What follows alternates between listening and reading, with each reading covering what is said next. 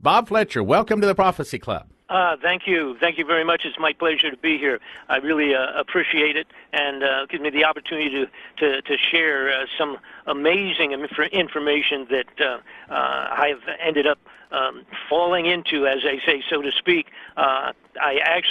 What had taken place very briefly in my life situation, I had a business, and I merged it with another corporation, actually. They were both corporations, and it was a toy manufacturing business. And this is way back in the 80s. And lo and behold, after putting the agreements together to merge and actually move together and all the rest of that, after a short period of time, I realized that the people that I had merged with were actually suppliers of weapons for international covert operations right straight out of the Pentagon, right out of the White House. And, of course, at that time, it turned out to be directly involved with what was called the Iran-Contra expose, or the Iran-Contra problem, which was, of course, drugs and exchange for weapons and secret agents creating and running the war in Nicaragua and involved with Iran missiles and all the rest of that. Way beyond my imagination, and they actually tried to recruit myself to function full-time as a courier of information. Okay, so you're just this common guy, right? And all of a sudden you wind up in the middle of something that's not just national but international, and you ran into some very influential people, some very evil in high places, right? Well, it went right up to the White House. And so from that, within a short period of time of myself realizing and actually having them just sit down with me and say, here's what we want you to do. And that was to become a courier for these covert operations back and forth. And they wanted me to go to Angola, which was about to be their next targeted, let's say, a small war. All these wars that we always watch and we see, we don't even understand how we got into them. These are the guys that actually, straight out of the National Security Council and the Central Intelligence Agency, supply the weapons, etc., for all of these unbelievable wars. And, of course, they make millions and millions on their own for their own pockets on the side. And they're permitted to do that as long as they accomplish what was to be done politically out of the White House. As long as they're doing that, they are simply able to stamp these operations top secret, and nobody ever gets to look or even investigate or even go to court on any of these. So that's how I got started, and it's much more. It's an amazing story. We'll put that on the back shelf because we have a lot to cover. Okay, so how did you get into Planet X? Okay, so I had, since that was way back in the 80s, and I became a federal witness, actually, and involved with as many as 8 or 9 different major congressional investigations and inquiries at the highest level. I actually testified before the Senate Intelligence Committee, et cetera, et cetera. And the reason that I ended up being dragged back every couple of months or every 6 months or so into a new investigation was because so many of these people overlapped. So it was it was the same people, a few people here, a few people there, and then I would get a call from a congressman or a senator or somebody that was doing something, a major investigation, and they would say, Bob, do you have anything on this or do you have anything on that? So I had gotten used to watching and following and actually investigating huge amounts of money, vanishing money. In other words, fraudulent, the money disappearing, let's say, out of a covert budget, which, of course, nobody ever knows about anyhow because it's covert, and then legitimate budgeting of scientific things, let's say, like space programs, and they would steal millions of dollars out of, let's say, a billion-dollar contract, and maybe a third of it would disappear into someplace else.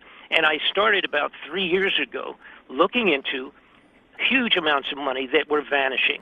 But this was not the regular, like I say, multi-millions that I was used to looking at and chasing, so to speak.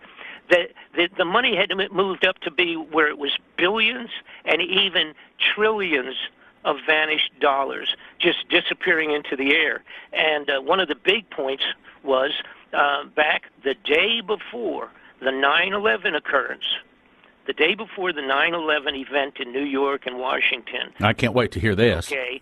Literally the day before, Donald Rumsfeld, the head of the Department of Defense at that time, was speaking and testifying before the Congress. And in the midst of it, he said that we have discovered over the last few years, I think he was referring to maybe 10 years or so, that I believe now the number was $2.3 trillion had disappeared from the defense budget. Now we're talking with a T, $1 trillion. Holy mackerel, I was overwhelmed. I couldn't believe it. And again, I was used to hearing, 16 million or 14 billion or 2 billion or 14 million disappearing. But when you get into trillions, because you cannot, if you were a thief, the best thief in the world, or a drug smuggler or an arms dealer, you cannot money launder. Right, you can't hide that much. You can't hide it. Simply hide it. Right. So then, of course, what happened? See, now the timing is important. The 9/11 event took place.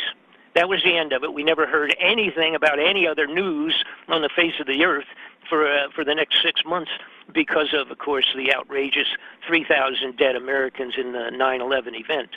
And so I don't want to get into that because that's another story. But the bottom line was, because of the day before being the date of that announcement, that was the end of it. Nobody ever even followed it up. A short time later, the woman that was in charge of some of the monetary funding out of the Federal Reserve, kind of overseer, so to speak, of the funds out of the Federal Reserve, she was asked by a congressman on an inquiry on another, as a matter of fact, some other financial problems they were having. She was asked, what was the story about $9 trillion vanishing off of the books of the Federal Reserve System? Well, now that's our money. They don't let us look at it, and they don't tell us anything about it, but the Federal Reserve basically is our money. They are the ones in charge of printing it, and they are the ones that are in charge of, now here's the important part, the gold of Fort Knox. They're the ones that oversee, supposedly, the gold in Fort Knox.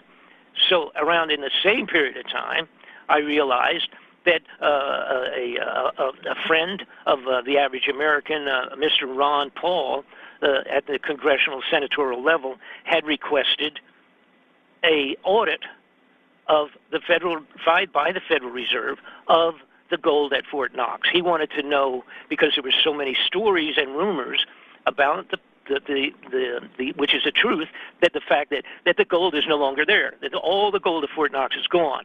Now, when I say all the gold, let's say we're just talking maybe 90% or 95%. There's always a little bit there someplace that could be looked at. But the bottom line is, the way the Federal Reserve was created, very intentionally, and a lot of people don't realize this, the Federal Reserve has nothing to do with the United States government in an official capacity. The Federal Reserve is a group of private banks that oversees the adjustment of interest on loans with the Federal Reserve funds, and also oversees the gold. But what they did was they created it with the very specific wording that says basically that there is no oversight by any congressional or senatorial or any elected officials of the United States government. They have no right to even ask for an audit. If they give you an audit, it is the mercy of their being good guys. In other words, if we get an audit on the gold, which was done, matter of fact, way back in the 70s one time, and it was a joke. The audit that they did was completely laughable. They permitted a few people to look at one part of a building that constituted like let's say like a typical one-size bedroom filled with gold bars, and that was the extent of the audit. So the truth was, even back in the 70s, when everybody got excited about that, we really found out nothing. We have no idea. The gold could have been disappearing way back then. But as we stand today, there's absolutely no gold left in Fort Knox. There's absolutely no gold left in Fort Knox. Because when I add to it, not only did we have audits requested by Senate and congressional people who were told to go away, period. But then during the 2008, 2010, and 11 period of time, when in fact we had the world financial banking crunch, and everybody was very upset because entire nations were on the border of bankruptcy because of the money situation, the German government and 4 other nations came forward and came to the Federal Reserve and said, we need some of our own gold back out of the Fort Knox. We need to get some of ours out. Now, to explain that briefly is that the world gold, all of the nations of the world actually have billions and billions of gold bars in deposit at the Fort Knox because they were worried about their own country, let's say like Germany, having a corrupted government come up again like the old Nazi regime, and that they were worried about their gold. So many, almost every nation of the world has billions and billions of gold bars on deposit physically in the United States Fort Knox. When these 5 countries came forward and said, we are in need of our actual physical gold. We have to pick up, and now believe it or not, the Germans had 1,500 tons of gold on deposit, just Germany alone. They requested to have at least half of it or something of that sort opened up and given back to them, and they were told they could not even get an audit, a proof of the gold, until 2020. And that's their response to these countries that requested their gold out of the Federal Reserve, and that's what they were told, go away until 2020. Now, since then, my understanding is that a small portion was lent out, and there were certain financial agreements with the Federal Reserve System to assist them financially at the banking level in Europe. All right, but they never did get an audit, and they never did get anything like a large tonnage of their gold back in their own country. So where did the gold go? That's the big question.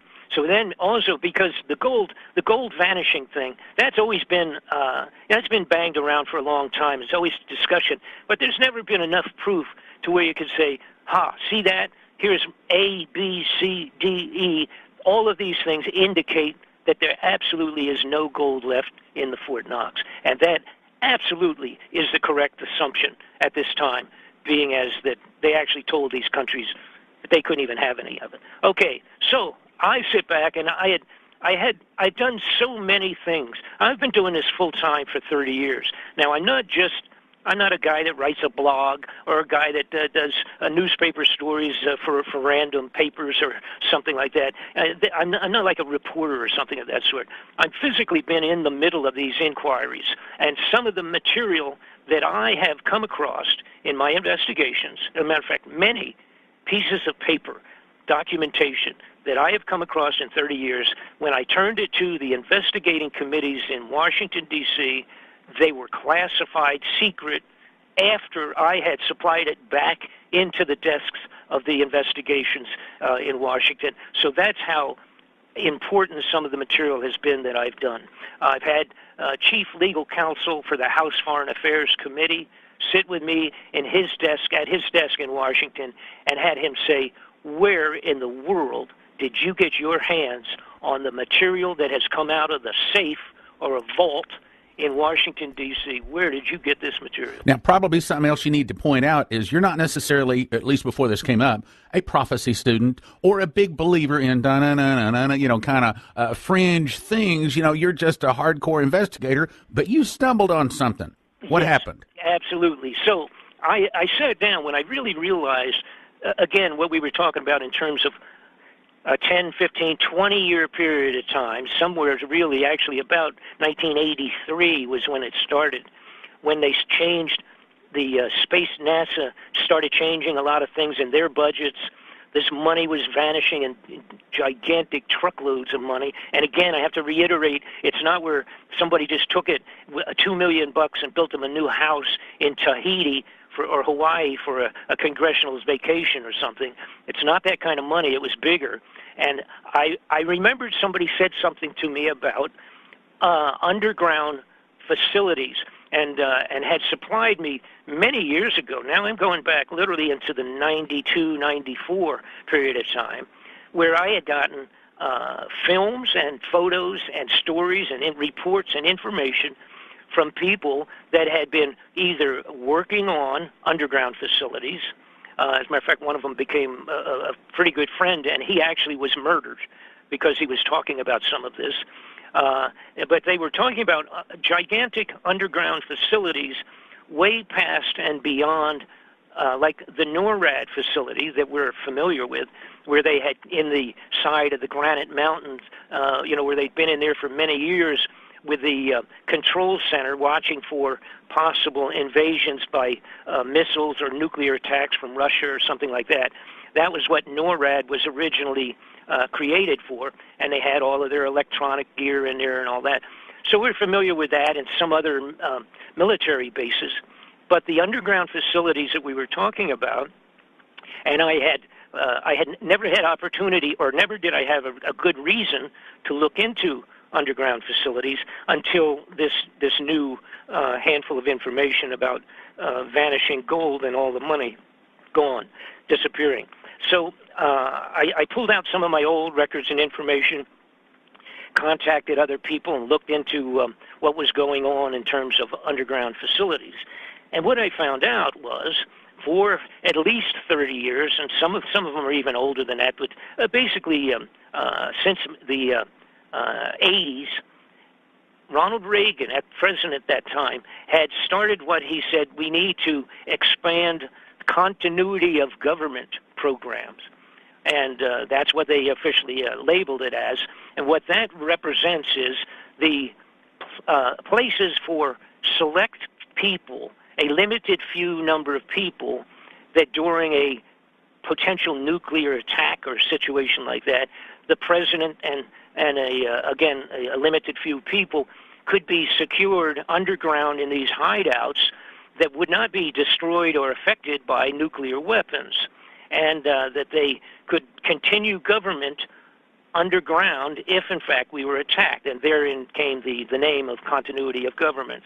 And that literally was presented on the floor of the Iran-Contra hearings that I was first brought in as a federal witness, and that was brought up by a Congressman Brooks from Texas when he asked Oliver North at that time, who was being charged with lying to the Congress and all, he said, what is this business of continuity of government where we are going to suspend the Constitution of the United States and take a handful of unelected persons and hide them out and to run the government in case of some kind of an invasion or some sort?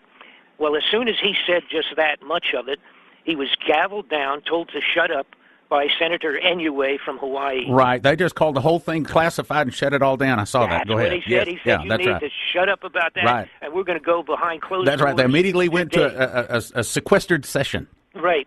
And matter of fact, that was even the same day, by coincidence, that my business was brought up on the floor of the Congress, although they kept that, they did the same thing. They kept that secret, and that was the end of that. But so to get back to where we were, so now I remembered all of that, and I started looking really into it. Well, it ends up this, and that is it. We have now in the United States over 100 underground facilities. They are gigantic. They are beyond, there's something like they would be in a comic book. But I have actual footage, live footage and photographs profusely of underground facilities throughout the country. All right, and we've interviewed people that have actually truck drivers that have gone underground. Let's use an example, gone underground in Texas and have driven all the way to Pennsylvania underground in their 18-wheeler, 40-foot truck. Wow. The highways are like spider webs under the ground in America. They're mostly interconnected. Some of these facilities are specialty designed for growing foodstuffs.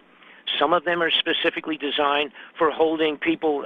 Their entire cities underground, sufficient to be self-sufficient for, they're all different sizes, but some of them for 10, 15, 20,000 people underground. They literally have excavated recently to where as many as 3,000 people can be underground beneath the Capitol building. All right, now let me read two scriptures that ties this back to the Bible and Bible prophecy. Isaiah 2:19, and they shall go into holes of the rocks and into the caves of the earth for the fear of the Lord and for the glory of his majesty when he ariseth to shake terribly the earth. Revelation 6:15, and the kings of the earth and the great men, the rich men, the chief captains, mighty men, every bondman, every free man, hid themselves in the dens and in the rocks of the mountains, and said, fall on us and hide us from the face of him that sitteth upon the throne and from the wrath of the Lamb. That's what you're talking about. Absolutely. And by the way, and I have, you can let folks know how to reach myself. But of course, I have my website, and I have just finished. It took 3 years to get this accomplished. It is a double DVD information expose. So no one has ever done this and put all of the dots, connected all of the dots, all the things that people didn't understand a couple of years ago. You will now understand that it's all going in one direction, and that is the return of Planet X, or Nibiru. Okay, so you're saying there is a 10th planet that is out there. Now tell us how you know that and how long it's going to be before it arrives, because we're running short on time. All righty. What's happened was, again, like I said, I finally put it together. I realized that these underground facilities are gigantic. It even includes, by the way, the underground magnetic levitated high-speed train system. These are, see, it's interesting. In the United States, we don't have any of that. I think we have one or two of them for short runs, and those are magnetically the transmission. The engine itself is magnetic, and they levitate above the track system. Nothing even touches the track, and they can go to extraordinary high speeds. All over Europe, Japan, China, all these places, they all have these. They've had them for years. We've never really even built one above the ground. In the United States, we don't have any of that. I think we have one or two of them for short runs, and those are magnetically the transmission. The engine itself is magnetic, and they levitate above the track system. Nothing even touches the track, and they can go to extraordinary high speeds. All over Europe, Japan, China, all these places, they all have these. They've had them for years. We've never really even built one above the ground. But they have them underground in these facilities. There are no crossroads where these tracks are. People can get into them, and they will go, actually, I've been told they will go the speed of sound. They'll go 500 miles an hour and can be from one location to another underground, making hardly any noise whatsoever, and it's just zip. And then they stop, open the doors, and you're hundreds, if not 1,000 miles away from where you started. Anyhow, those are part of this underground system. We're just literally talking, get in it, sit down, close the doors, and zoom, they take off. No, there's no resistance whatsoever, not even wheels on tracks. They're levitated, and they just go zip, and then they slow down. It's like an elevator, except with no cables whatsoever. And you just get out, and you're in another state underground at a different facility. Okay, so what happened was then I started saying, I realized, for these people to be stealing literally all of this money, fraudulently transferring funds, and taking the gold out of Fort Knox, and taking all of this huge money from these different, like I said, they have space programs, and we don't, see, when they stamp these things secret and top secret, what a lot of people don't realize is that the senators and the congressmen, for the most part, are not cleared for top secret. So even a senator and a congressman, if he saw a piece of paper that showed X, Y, and Z as a black budget, and it said $320 million or $800 million or $500 million on something, if it's classified, they can't even ask about it.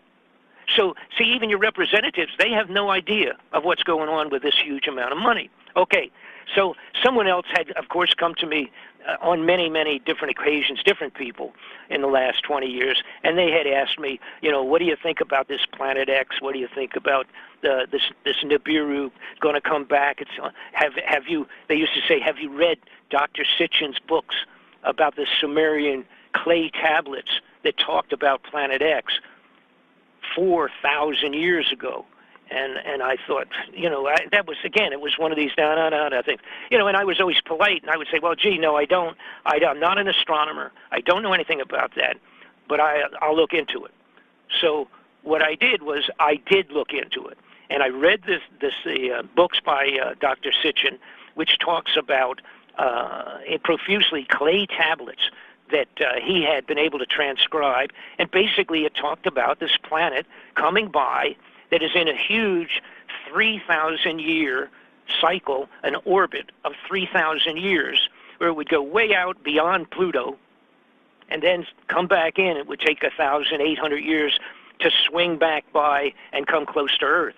And that was what had caused Noah's floods, the biblical stories of Noah's floods.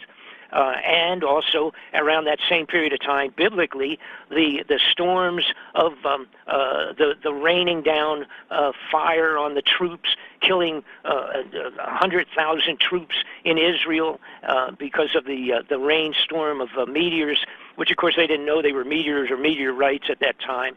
What it was the tail of this planet, Planet X, coming close by.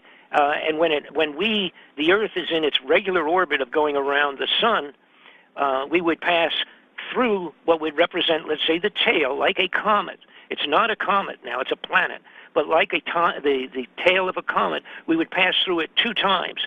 One time, the first time when it came around the sun, then when it would go back out again, we would again pass through that tail in approximately 150 days between number 1 and number 2. But additionally, this planet is described to be 5 times the size and density of Earth. That's big. And it also carries with it 3 or 4 moons that circle it on a regular basis, just going right around it like its own little solar system, so to speak. And then you have the tail that I was talking about, which is this horrendous amount of meteoric type material that coming in through our the density of our own atmosphere, become burning, falling stars.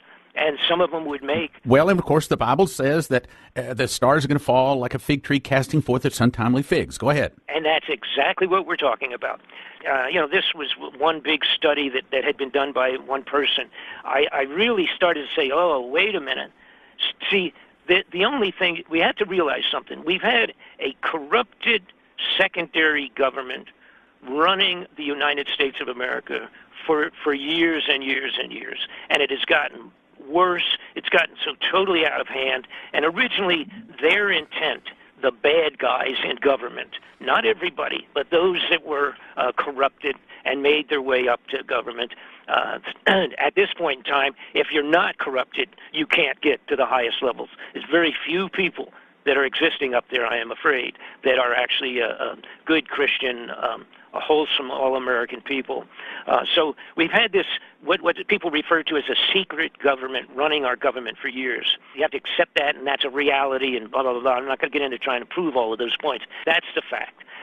So what had happened, I started studying everything that I could, even some of it that I thought was completely crazy, junk, goofy stuff. I looked at that too, because if you don't look at everything, you're going to miss something. And the reality is, there have been people, groups, organizations, scientific astronomers, et cetera, that have been looking and following this 10th planet for many, many years. Some of them have made an entire career out of simply investigating and pursuing it with scientific education that's above mine. And this is not my opinion. I had to utilize people that genuinely know what they're talking about. And one of the best investigators on this has turned out to be a fellow that depended primarily on the biblical background on this. And he looked into it, and he found out that the Bible, on a multitude of places, describes in Scripture and the writings and the studies of it, describes exactly what we're talking about.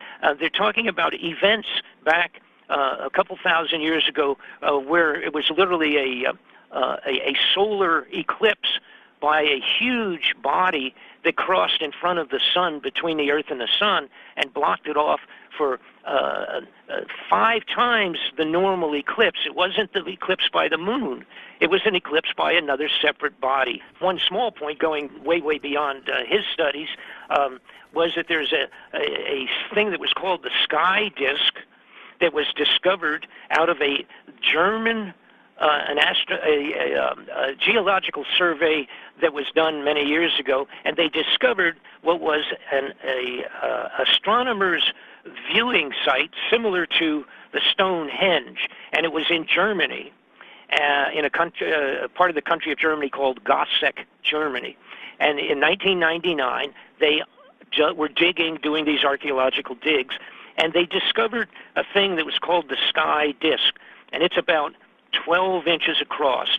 It's made of bronze, and it was during the Bronze Age. It was done amazingly now. It was dated at 3,600 years. Now, this has been approximately 3,600 years back, okay, was when it was created. And it describes, it's sort of like, the best way I can say it's kind of like a big dinner plate, and it's made of bronze, highlighted in gold, with like a lamination in gold. And the gold parts of highlighting is actually a picture, if you will, of what they were viewing that particular day that it was created.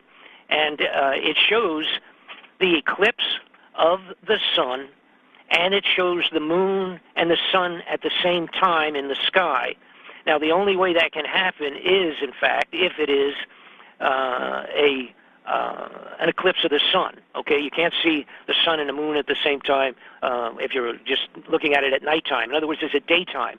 And you could equate this, I think, the best way would be to say it's like a large drawing, but it's done on bronze, in bronze, and laminated in gold as the drawing. Instead of using paint or something else, they did it with gold because it was so earth-shattering for the people of that time who were watching the stars and keeping track of all the events in the heavens. Now, in today's world, we have computer programs that if you can definitively place constellations, the star locations on a program, if you put that into the computer, it will come back and tell you exactly when those stars and constellations were in that location. So you can actually go back and date it, not just give or take a year or two, but to the exact day that the stars and the constellations were visible in those locations. So they did that with this huge bronze disc that they had found, and they zeroed in that it was 3,600 years ago, and it was at 8:30 in the morning on a day in April. I think it was April 10th. April 10th, 3,600 years ago at 8:30 in the morning. Now, that's about as exact as you could get. And what we're talking about here now is a physical drawing, if you will, representing the passage of some type of a gigantic planet that caused the solar eclipse of that day.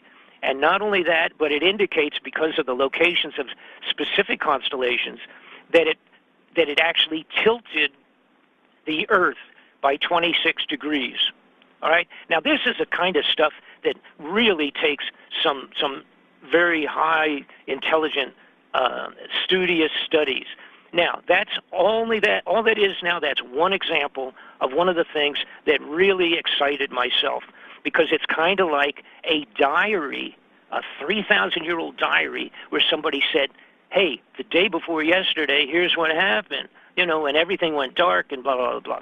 So now, to go past that, studies have been, they've gone in and researched, and for example, the Chinese going back 2,000-3,000 years, when this thing would come swinging by again, every time this would pass by, the Chinese, the Orientals, had astronomers working for the emperors a couple thousand years ago, and they literally tracked all of the stars. That was their job. They did day in and day out, probably 12 hours a day with their little pencils instead of their paintbrushes, and tracked all the stars, to where they could actually track this thing coming in, and they would locate the location in the sky when it passed around, by a week-to-week basis.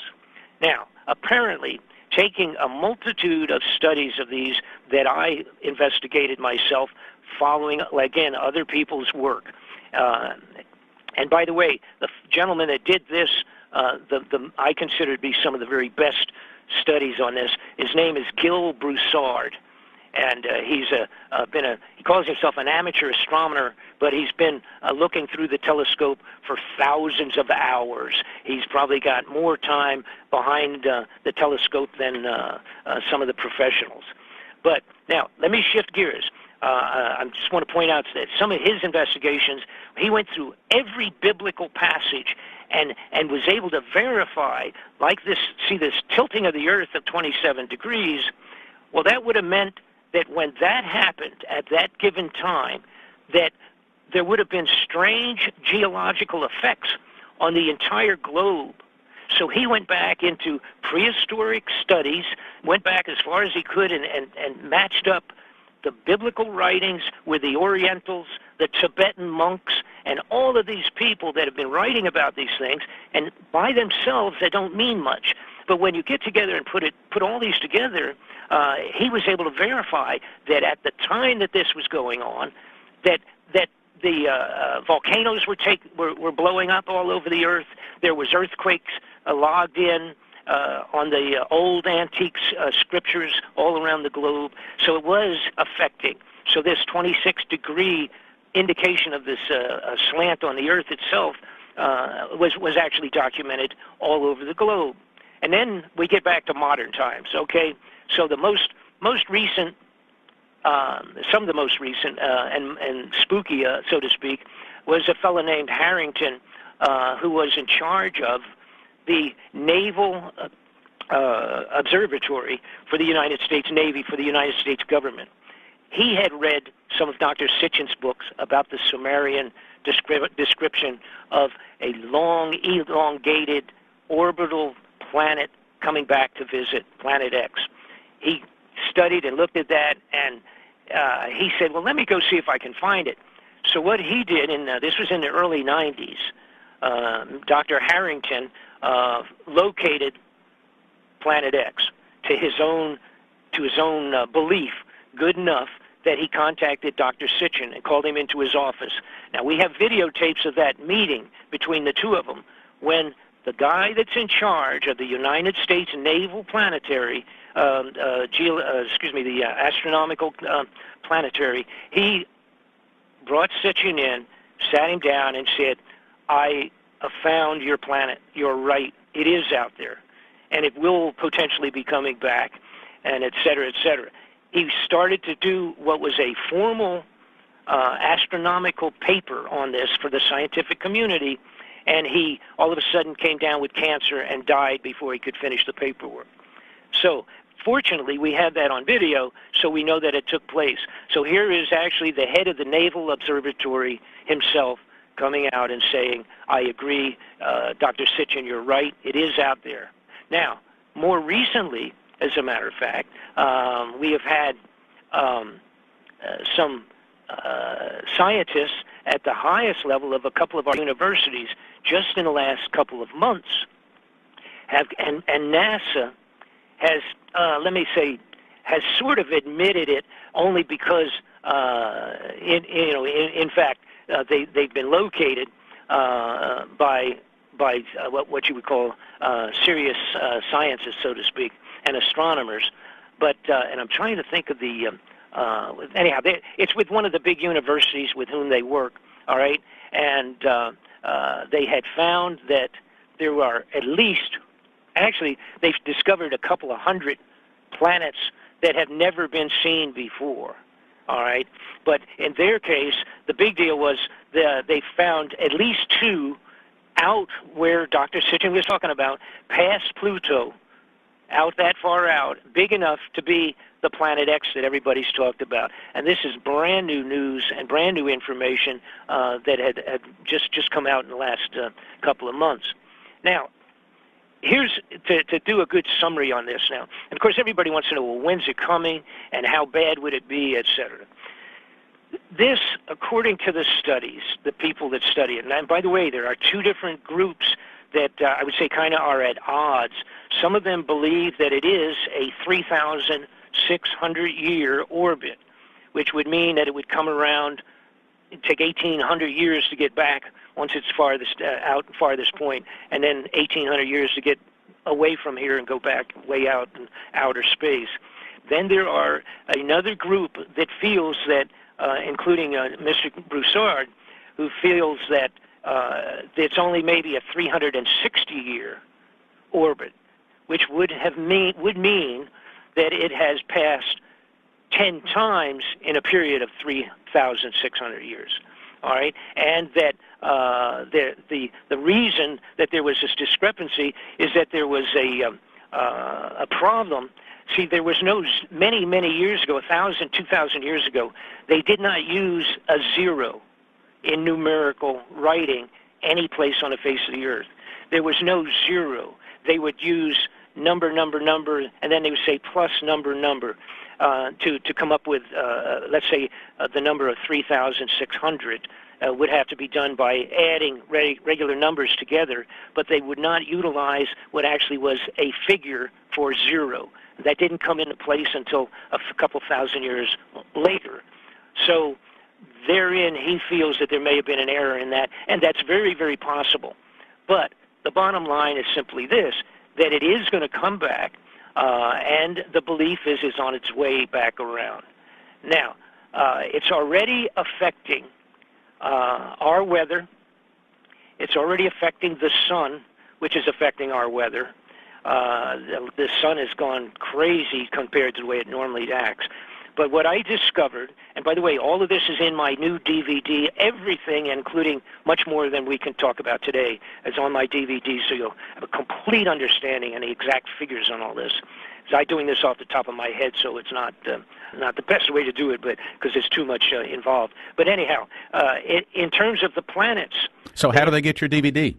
You get if you my website, which is bobfletcherinvestigations.com.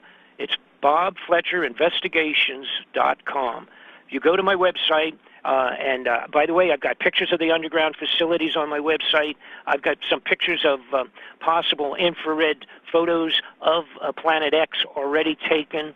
So if you'll go to that website, bobfletcherinvestigations.com, and you can get the DVD. By the way, it's 2 DVDs, and it is 4 hours in total length. It's very tedious. You got to watch one DVD and then watch the other one. To do the whole thing properly, unfortunately, it had to be that long. That's all I want to put on that, but you have to get it. I am the only person that has done a compilation of this sort ever, and it is going to really set you back. Okay, let me summarize this. You're saying, so you're in the middle of this Iran-Contra thing, and you're an investigator, and all of a sudden you can't discover, or you can't explain why massive billions and trillions of dollars is disappearing. You do some research, come find out they're spending it on preparing underground survival facilities for government and high-ranking people. And that starts you on your investigation, and you've turned all of this into these 2 double DVD sets, or right. this double DVD set. Right. And see, the point was, what bothered me was, if you apply logic and common sense, even if you're talking about these bums stealing millions of dollars, you start applying common sense and things. And I had to say, what in the world? And by the way, there's an important point that I'm going to make right after this. I said, what in the world would make these people kind of stop on this New World Order stuff? See, they've been pushing that like crazy for 30, 40 years, 50, 60, 100 years in our faces, trying to take over the government, merge it into one big country, the whole world into a big la-la land that controlled by a few people. But all of a sudden they backed off on that, and I couldn't figure out what would scare these people so much that they would build 100 underground facilities in America. What would scare them so much that they, for several years, going back a couple of years back, you only buy a limited amount of freeze-dried, prepared foods, the underground, what you would call survival foods. It was a limited quantity. Some of the big companies couldn't even supply the retail request. And that was because the government was buying it all up right out in front. Right, yeah, I can verify that. Yeah, they were buying it by the train loads. And by the way, they have train tracks that run into the sides of the mountains of these facilities we're talking about, besides 18-wheelers. And in my DVD, I even show you how they drill and how they make these holes and where they are. I have a list of the 100 facilities. I have a list on my website. Now, let me get back to let's say the rest of it, so to speak, and it really isn't all of it, but that is that I discovered that every major nation on the face of the globe has been doing the same thing during the same period of time. Every major nation has been building underground hideout survival facilities. And the Chinese have utilized thousands of ancient tunnels that they already had going back to antiquity. 2,000 years ago. They already had tunnels underground like crazy because they used to use them during their own wars, et cetera, and protections of their own. The Russians also.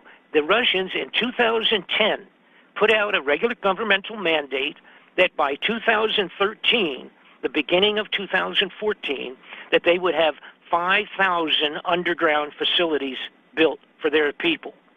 And they have built them. The Russians have 5,000 of these. Now, let me make a big point.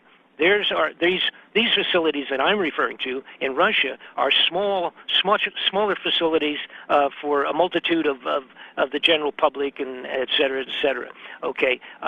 They have several for their own upper level echelon, like they are built in the United States, because the ones in the United States are not for the general public. You're all going to get locked out when this thing comes around, period. We're going to be locked out and stuck up on the top of the ground. But down underneath in Russia, they have one facility that will accommodate 65,000 people. And I have all of that in my DVD. I show you where it is, the name of it, photographs, pictures. I have photos of the Chinese underground facilities, the Chinese tunnels, and they have they have tunnels in China where they're actually storing entire battleships and submarines and aircraft. That's how large some of the ones in China are. So we have the whole world at the upper level of the governmental oversight building holes in the ground for their own survival. So, again, this was, when I finally realized this, I said, okay, well, there's no question. And they can say what they want to about Planet X. A lot of people say, well, how come I can't see it?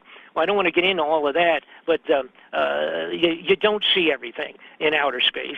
And number one, this one does not generate its own light. It's not a sun, and it's not close enough to a sun to reflect any light at this point in time.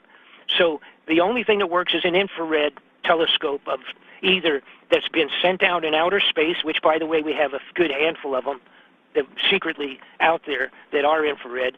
But how about this one for those people that say, how about the religious side of it? The Catholic Church the Vatican built a few years ago a huge infrared telescope in Arizona. It's owned and run by the Vatican, and it's called Lucifer. That's their name. That's their name for the huge telescope in Arizona. So how long do we have before this 10th planet hits or comes near the Earth? Okay, well, unfortunately, the bulk of the opinion is kind of broken down into 2 or 3 stages, but the most likely date, again, now this is not myself, these are experts that have been into this for a long time. The most likely potential earliest date literally will be next December of this year, of 2015, that it will be seen as an incoming star. It will take 4 or 5 months, and it will be closest to cause trouble in March and April, that period of time, the period of Passover. If it doesn't appear at that time, then the next, a little less likely, would be a year away at the next December through March period of time, April period of time, 1 year on. So it's either at the end of this year or 1 more year away. And that's because all of antiquity has recorded historically that that's when these events took place during the period of March and April. All right, now let me ask you a question here, because it sounded to me like you said 3 dates. You said either the end of this year or March, April, sounded like 2016 or December, March 2017. Can you clarify, please? That's correct. Well, what they're saying is the most likely is this next first sighting this December for 2015. That's correct, with the final close pass would be, of course, a couple months later, March and April.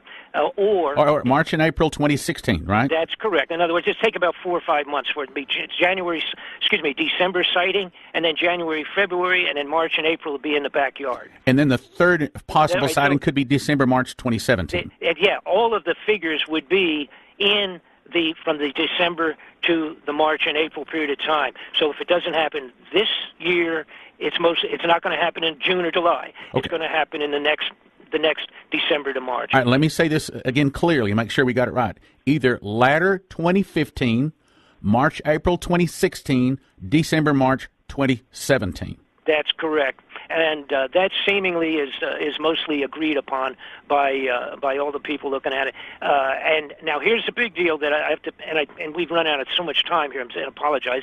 We'll have to get back. But a big deal is now that they have to have martial law in effect before the December sighting. By amateur astronomers all around the globe. They have to have the control factor of martial law, and that have to be probably, I'm going to say, at least 4 to 6 months in effect before the sighting.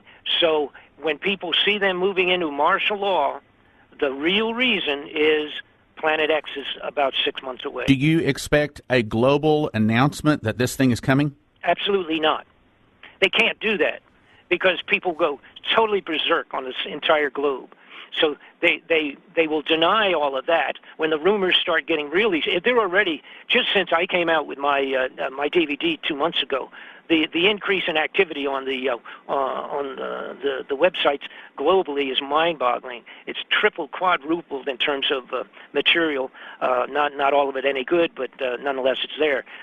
But my point is, they cannot at any time, even after they have martial law, they're going to put martial law in because of a potential war with Russia, extraordinary terrorism across America, or the Ebola or similar disease. One of those three things will be the reason for the martial law. They're not going to tell people that it's because of the Planet X. And then once they have martial law, they'll end up going underground at the appropriate time. They'll all disappear and do synthetic reports from underground on television until the point in time when there is no television, because it's going to totally destroy all of our satellites. There will be no TV, no transmission of anything. So you're saying this is connected to the end time, this is connected to Wormwood and Revelation and the 7-year tribulation, all of that? Mm-hmm. Right, so, absolutely. It's all the same. It's all the same thing. So you have to realize when this thing comes in, we're talking, and by the way, we already have the volcanoes and earthquakes going like crazy. People, they're not nobody pays attention. I mean, all you got to do is kind of look into it, but nobody does. Oh, we're starting to pay attention here in the DFW area. We've had 36 earthquakes, in the last 60 days here? Oh, yeah. The earthquakes are going crazy, and you just look it up, and you see that the numbers of them is mind-boggling. It was on NBC 2 days ago. They said, we talked about the volcano again, blowing one more time in Greenland, Iceland. Like crazy. They showed pictures, and then they said earthquakes taking place in Connecticut, which they never had ever in the history of Earth, for crying out loud. I know that the Bible says that there's going to be signs in the sun, the moon, and the stars, and upon earth the sea and waves roaring, and men's hearts failing them for fear for looking after those things that are coming upon the earth. And that word for perplexity, it means that mankind can't solve it. Now, I can understand something possibly from the earth affecting the moon. I can't understand how the earth could affect the sun, and I sure can't understand how it could affect the stars. The Bible says that the stars will withdraw their shining. Matter of fact, here I got that verse. Let me just read it to you. Joel 2:10 says, the earth shall quake before them. The heavens shall tremble. The sun and the moon shall be dark. And here's the point. The stars shall withdraw their shining. Now, I can't understand how anything from the earth could possibly make the stars withdraw their shining, unless it is another planet out there that has a very high gravitational pull, so strong that as it nears the Earth, of course, we know that magnetism can bend light. So what if this other planet, this Planet X, Nibiru, whatever you want to call it out there, is so strong, the magnetism, that it bends the lights from the stars toward it, so that when we look up into the sky, we can't see a star shining? There's combinations of things here now. This would have such an effect. First off, the potential of the gravitational effect, bending light, is absolutely a reality. Some of the stars that we see alongside the moon, all right, actually are behind the moon. A few of the stars that we see on a regular basis are actually behind the moon, and the light's being bent so profusely that we see them as if they were alongside. So I think you're saying, yes, that theory is correct. So I'm saying, number one, that is a potential. The other one is, in terms of the disappearance of the stars, is that we will have this will cause the volcanic activity in maybe, it's very difficult to kind of do a figure on this, but we only need 4 or 7 serious volcanic activities to block the stars for 6 months in terms of blowing stuff up out of the volcano itself. If Yellowstone blows its top over here, it will block the stars across the entire United States for possibly a year. So it's very likely the stars will vanish from our sight because of debris in the sky. Okay, just putting that in a rather simplistic possibility for that. Okay, even forgetting the potential of gravitational effects, but we will have tsunamis that will take place. Number one, just from the gravitational pull of Nibiru coming close. It will yank the waters out of the seabeds. But to add to that, we will go through, and by the way, we have this figured down exactly, and it's not my figures, these are scientific figures, that the Earth will travel through the tail of this potential, the passing of Nibiru, 2 times, 155 days apart, because that's how long it will take for it to make its journey around the sun and then back out again. We will go through it twice, and it will take 1 hour for the Earth to travel through it. This is going to be a tail filled with meteors. So we are going to have unbelievable meteor storms. One good meteor, just a small to medium-sized meteor hitting in the ocean will cause a tsunami that we've never seen in modern history. One of them.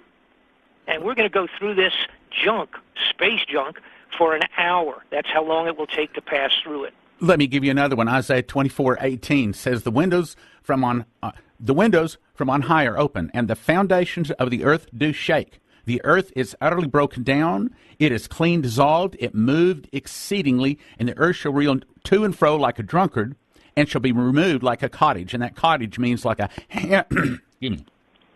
Okay. And that word cottage means like a hammock swinging in the wind. That's right. Now, here is where we get back to what I had mentioned on one of the previous programs here, and that is that the Earth, on this thing called the sky disk, the Earth was seen and written down and logged in that apparently shifted 26 degrees in an instant, so to speak, 26 degrees on its axis. Okay, and again verified by historical writings during that same period of time, indicating all of this whole mixture of variety of geological effects that took place around the globe. They didn't understand what was going on, and they were thrown to the ground. But that's exactly over again what you just described, being shaken like, whatever the exact wording was. You might want to read that again about the shaking and movement of the Earth, because that's exactly what took place the previous pass, and that was logged in, the movement of 26 degrees on its axis. And I do quote in my during the end of the DVD program that we have showing all of this and the interfacing of everything, I do quote several of the revelations and bits and pieces out of the Bible that, in fact, absolutely fits the case. Okay, let me read another one that is similar, but it's from a different place. In other words, further confirmation that what we're talking about is biblical. Psalm 18:7, the earth shook and trembled. The foundations, in other words, that's not talking about bedrock, but that's talking about the very foundations of the mountains, the sea. Anyway, it says, the foundations also of the hills moved and were shaken because he was wroth. We're talking about something that's really big hitting the earth. And again, like I say, it was very, very specifically, mathematically described and analyzed that it was 26 degrees. And see what happened when it was tilted.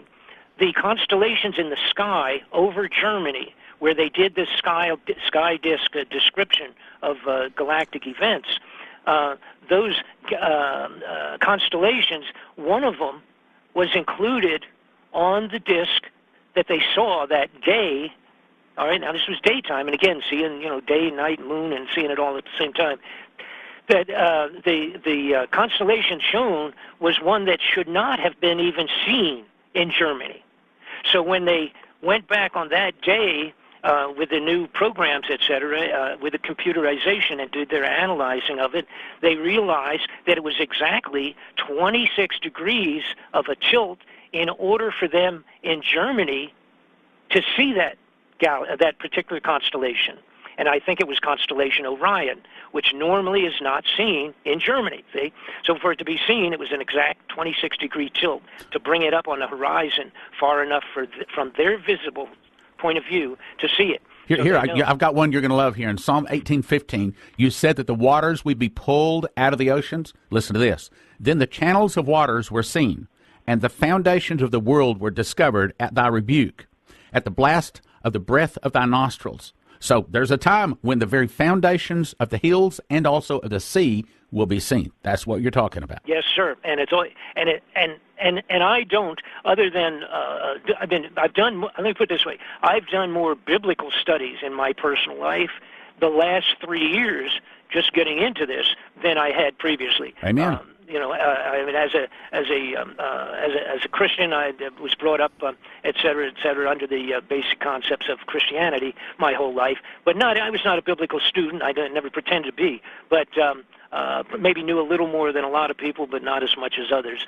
But I certainly got into it with this, and when I saw, I mean, like the quotes in the Bible where the kings and the queens and the wealthiest run into the mountains, the holes inside the earth, to hide away and close the doors behind them. Right. And that's exactly what they're doing, folks. They're building their holes, and they've got doors. Wait till you see the footage that I've got on my DVDs. It's mind-boggling. These doors are 6 feet deep, for crying out loud. These are doors that are built with the equivalent of if an atomic bomb went off upstairs, it won't even affect these things, and that's the kind of underground facilities they have created for themselves. When I was in Kansas City, I went to a fellow talking one night at one of the downtown hotels, and he told that he was the inventor of the underground tunneling machine, had a picture of it, all the drawings, explained all about it.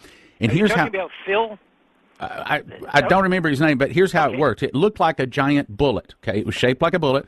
The front of it used laser, really, really powerful laser that shined out ahead of it and just fried the rock, and it just basically turned it to powder. Oh, the tunneling. Okay, you're talking about the tunneling machine. The underground tunneling machine, and then as it hit the front of the bullet-shaped object, that was heated by atomic power. It was so hot. And they said that this thing could go at 10 miles an hour, blasting through anything and everything underground, 10 miles an hour, making a road. And then as it cooled, of course, it was just molten, but as it cooled, then they didn't even have to put any concrete around it because it was a nice, round, smooth, clear, melted.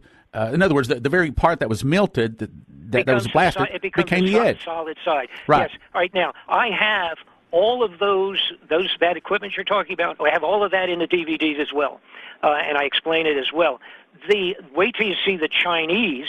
The ones that China has been using are even bigger, and the ones that we are using now, I don't know when it was that you went to your meeting there, but the ones that they're using now are so large they can punch a hole, and also they're moving faster than they used to, that they can go right through solid terrain, whatever it is, and pull that back out, and they have a hole big enough for 18-wheeler, 40-foot trucks to drive right behind it, so to speak. Have you been in any of these underground facilities? Yes. The only one I was able to get into, I snuck in myself back a long time ago, back in 1995, in the underground facility below the Denver airport. So who are the people that get to go down in this in the time of trouble? It's strictly the very upper crust, the wealthiest people, the heads and the leaders of all the biggest nations, of course, and Europe, by the way, they've been doing it as well.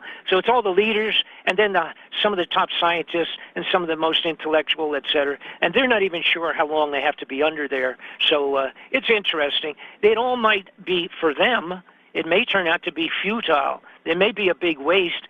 Maybe they may have to stay under longer than they ever imagined. But since they're spending other people's money and they could care less about, they're rolling the dice that they will in fact survive. Well, let me just continue reading what it says here. And I'm reading from Revelation 6:16, and it says that these guys run down into the holes and rocks, and they say, fall on us. They're saying this to the mountain. Here, I'll read it. And said to the mountains and the rocks, fall on us and hide us from the face of him that sitteth upon the throne and from the wrath of the Lamb, for the great day of his wrath is come, and who shall be able to stand? In other words, my opinion, my interpretation is that's when Jesus returns. Well, and they will be the ones that will find out, because the bulk of the persons at the highest upstairs, so to speak, on the surface, it'll be a huge numbers of people that are going to perish in this thing. By the way, see, they also have discovered with totally separate studies, astronomers can't figure out all of the planets starting out way back. They don't call them a planet any longer, but it's far out where Pluto is. All of the planets have been changing in the last year. And what I'm talking about is their temperature, the chemical structure on the surface, and all of these things that they actually measure with satellites that has been sent out there to do it, and to keep track of the orbits, etc. The orbits have all varied. They're jumping around, fluctuating. They're having storms that they've never had before on the surface of all the different planets. That's the effect already of Nibiru starting to push its way back from through what they call the Oort cloud, O-O-R-T cloud, way out. That's a cloud that actually surrounds the entire solar system. All right. So as it punches its way back in, another point, we've had more meteorites and falling stars, shooting stars. We've had more of that than we've ever had in 100 years. All right? All of these things are already direct effects of the intruding return of Nibiru. In Miami, Florida, as of a year ago, or 6-8 months ago, whatever, they had to start installing water pumps in Florida at Miami Beach, because of the high tides today. The high tides in Miami are so high, they're coming in 4 to 6 blocks into the city of Miami Beach. Than they ever have. And so yes, and it's causing literally, it's like a daily flood, if you could imagine. So what they've done is they've spent multi-millions of dollars out of the state budget to put pumps in to try to aid in pumping the water out in Miami. That's already today. Now, where's that water coming from? It's coming from melting glaciers. The glaciers around at the highest and the lowest points of the globe. I'm going to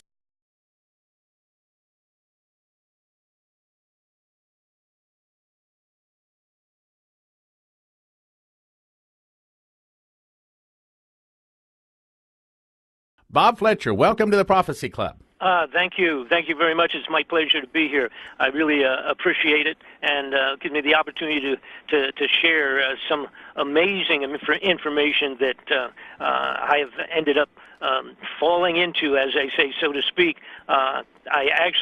What had taken place very briefly in my life situation, I had a business, and I merged it with another corporation, actually. They were both corporations, and it was a toy manufacturing business. And this is way back in the 80s. And lo and behold, after putting the agreements together to merge and actually move together and all the rest of that, after a short period of time, I realized that the people that I had merged with were actually suppliers of weapons for international covert operations, right straight out of the Pentagon, right out of the White House. And of course, at that time, it turned out to be directly involved with what was called the Iran-Contra expose, or the Iran-Contra problem, which was, of course, drugs and exchange for weapons and secret agents creating and running the war in Nicaragua, and involved with Iran missiles and all the rest of that. Way beyond my imagination, and they actually tried to recruit myself to function full-time as a courier of information. Okay, so you're just this common guy, right? And all of a sudden you wind up in the middle of something that's not just national, but international, and you ran into some very influential people, some very evil in high places, right?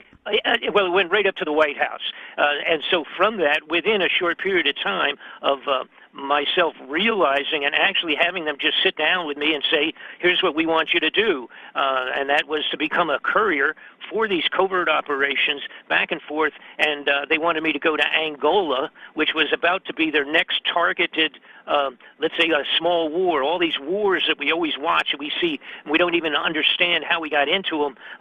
These are the guys that actually straight out of the National Security Council and the Central Intelligence Agency supply the weapons, etc., for all of these unbelievable wars. And of course, they make millions and millions on their own for their own pockets on the side, and they're permitted to do that as long as they accomplish what was to be done politically out of the White House. As long as they're doing that, they are simply able to stamp these operations top secret, and nobody ever gets to look or even investigate or even go to court on any of these.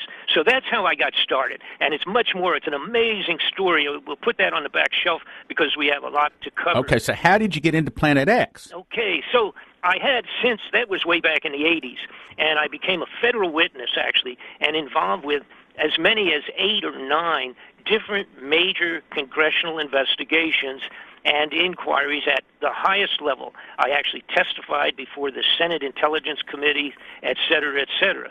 And the reason that I ended up being dragged back every couple of months or every 6 months or so into a new investigation was because so many of these people overlapped. So it was it was the same people, a few people here, a few people there, and then I would get a call from a congressman or a senator or somebody that was doing something, a major investigation, and they would say, Bob, do you have anything on this or do you have anything on that? So I had gotten used to watching and following and actually investigating huge amounts of money, vanishing money. In other words, fraudulent, the money disappearing, let's say, out of a covert budget, which, of course, nobody ever knows about anyhow because it's covert, and then legitimate budgeting of scientific things, let's say, like space programs, and they would steal millions of dollars out of, let's say, a $1 billion contract, and maybe a third of it would disappear into someplace else. And I started about 3 years ago looking into huge amounts of money that were vanishing. But this was not the regular, like I say, multi-millions that I was used to looking at and chasing, so to speak. That the money had moved up to be where it was billions and even trillions of vanished dollars just disappearing into the air. And one of the big points was back the day before the 9/11 occurrence, the day before the 9/11 event in New York and Washington. I can't wait to hear this. Okay. Literally the day before, Donald Rumsfeld, the head of the Department of Defense at that time, was speaking and testifying before the Congress. And in the midst of it, he said that we have discovered over the last few years, I think he was referring to maybe 10 years or so, that I believe now the number was $2.3 trillion had disappeared from the defense budget. Now we're talking with a T, $1 trillion. Holy mackerel, I was overwhelmed. I couldn't believe it. And again, I was used to hearing, 16 million or 14 billion or 2 billion or 14 million disappearing. But when you get into trillions, because you cannot, if you were a thief, the best thief in the world, or a drug smuggler or an arms dealer, you cannot money launder. Right, you can't hide that much. You can't hide it. Simply hide it. Right. So then, of course, what happened? See, now the timing is important. The 9/11 event took place. That was the end of it. We never heard anything about any other news on the face of the earth for the next 6 months because of course, the outrageous 3,000 dead Americans in the 9/11 event. And so I don't want to get into that because that's another story. But the bottom line was, because of the day before being the date of that announcement, that was the end of it. Nobody ever even followed it up. A short time later, the woman that was in charge of some of the monetary funding out of the Federal Reserve, kind of overseer, so to speak, of the funds out of the Federal Reserve, she was asked by a congressman on an inquiry on another, as a matter of fact, some other financial problems they were having. She was asked, what was the story about $9 trillion $9 trillion vanishing off of the books of the Federal Reserve System. Well, now that's our money. They don't let us look at it, and they don't tell us anything about it, but the Federal Reserve basically is our money. They are the ones in charge of printing it, and they are the ones that are in charge of, now here's the important part, the gold of Fort Knox. They're the ones that oversee, supposedly, the gold in Fort Knox. So around in the same period of time, I realized that a friend of the average American, Mr. Ron Paul, at the congressional senatorial level, had requested a audit of the by the Federal Reserve of the gold at Fort Knox. He wanted to know, because there were so many stories and rumors about which is the truth, that the fact that the gold is no longer there, that all the gold of Fort Knox is gone. Now, when I say all the gold, let's say we're just talking maybe 90% or 95%. There's always a little bit there someplace that could be looked at. But the bottom line is the way the Federal Reserve was created, very intentionally, and a lot of people don't realize this, the Federal Reserve has nothing to do with the United States government in an official capacity. The Federal Reserve is a group of private banks that oversees the adjustment of interest on loans with the Federal Reserve funds and also oversees the gold.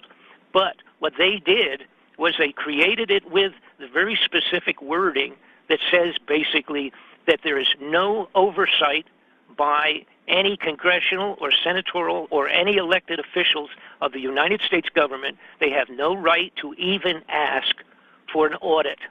If they give you an audit, it is the mercy of their being good guys. In other words, if we get an audit on the gold, which was done, matter of fact, way back in the 70s one time, and it was a joke. The audit that they did was completely laughable. They permitted a few people to look at one part of a building that constituted like let's say like a typical one-size bedroom filled with gold bars, and that was the extent of the audit. So the truth was, even back in the 70s, when everybody got excited about that, we really found out nothing. We have no idea. The gold could have been disappearing way back then. But as we stand today, there's absolutely no gold left in Fort Knox. There's absolutely no gold left in Fort Knox. Because when I add to it, not only did we have audits requested by Senate and congressional people who were told to go away, period. But then during the 2008, 2010, and 11 period of time, when in fact we had the world financial banking crunch and everybody was very upset because entire nations were on the border of bankruptcy because of the money situation, the German government and 4 other nations came forward and came to the Federal Reserve and said, we need some of our own